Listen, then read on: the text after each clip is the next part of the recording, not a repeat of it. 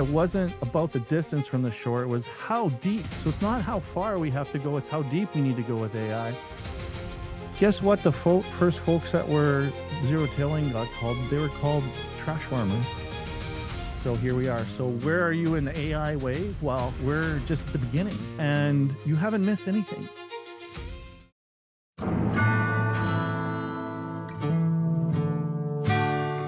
Let's get back to the wave. Did you know that if you're standing on the shore in the 2011 Japanese tsunami, that the wave would have been 133 feet high and 40.5 meters? But guess how high it was out in deep water?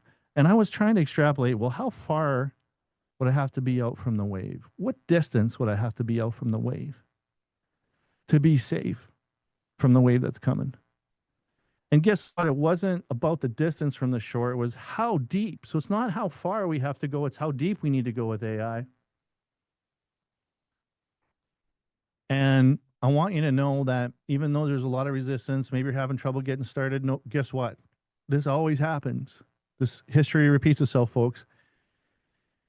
There was a lot of resistance to steel tractors. Why? Because you can't grow their feed. You can only grow gasoline. In 1920 in the U.S., there was 24.6 million horses and mules and only 250,000 tractors. And by 1954, there was, I think, 5 million tractors and less horses. And all the reasons that we should have stuck with horses are gone. And now we have 850 horses and a nice John Deere with air conditioning cabin and a beer cooler. God bless progress. So, I mean, yeah, horses are great, but a little bit of a hay burners there. But what else? Well, zero till. And this will be near and dear to hearts of farmers on the call. Saskatchewan, only 10% was no-till in 1991. And in 2011, there's 70% of the folks were. Guess what the first folks that were zero-tilling got called? They were called trash farmers because it was just so ugly.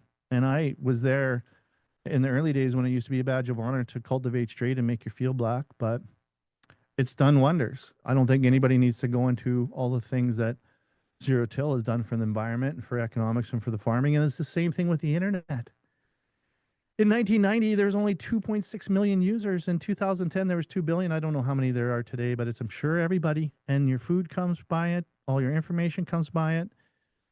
3 zillion jobs have been created about it. New businesses we never even knew. We didn't know really what an influencer was, or that we could get Skip the Dishes or Amazon or bloggers could make a career, that Spotify would be a thing. So here we are. So where are you in the AI wave? Well, we're just at the beginning, and you haven't missed anything. And even though 41% of workers are already using it as of this research that was done, only 19% of businesses have really adopted it. I think, you tell me, I think there's a 95% failure rate because much of the time people underestimate the amount of work there is in the workflow for a very simple thing like just sending an email.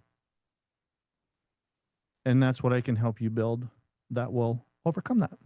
So you don't have to send your emails. You can talk to the person, well, it's not a person, the device managing your emails with context about who you are and who your clients are and what your business is and what you want to achieve. But wait a minute here, folks. Tell me what you think about this. And this is what came back. Only 1.8%, less than 2% of folks in Western Canadian agribusiness, this was agribusiness, is using AI. And I think agriculture is one of the most amazing moats when it comes to the effects of AI. Some of the top AI people I know are moving to the country because they think the urban centers are going to be hollowed out. And maybe the cry will be, we got to keep young people in our cities because they're going back to the country. Because anybody doing work with a computer, a lot of that mundane, repetitive work, just like people used to count money by hand in the bank, that's gone. But it doesn't mean you can't create great things like I'm going to show you here today. If you're a creator, if you're an employee that wants to create value. But do you feel this? We are so early. And there's a reason that no new jobs net are being created in the U.S., but productivity is going through the roof. It's because technology is multiplying that. But is that measuring all the people that are taking advantage of the who, not how, being not a person anymore per se? And I'm not anti people. I love people, and I enjoy what people bring. But there's a place for this technology and getting your people to use this. So I could show you. Yeah, Dean Andres says, "Sorry, Dan, I need to leave for a team's call. Can I watch? I'll send you the recording. I'll send you the deep research on those waves too. I want you guys to have that. I didn't get a chance to read it all. Well, you see, I start things, I don't finish them, but I read the important intro. Um, Appreciate you, Dean, coming. We'll get you that. Wayne Black says, is it possible the definition of AI is different for one person versus another? Have seen some of us been using AI. We call it an algorithm. Are we just more reluctant to nag? I think the experience for people using AI is vastly different, and that's why I wanted to do this, because I'm just sitting here bobbing up and down in the ocean, hardly feeling the wave, and I'm watching people on the shore getting battered around. No offense, with all due love and respect, like what is going on over there?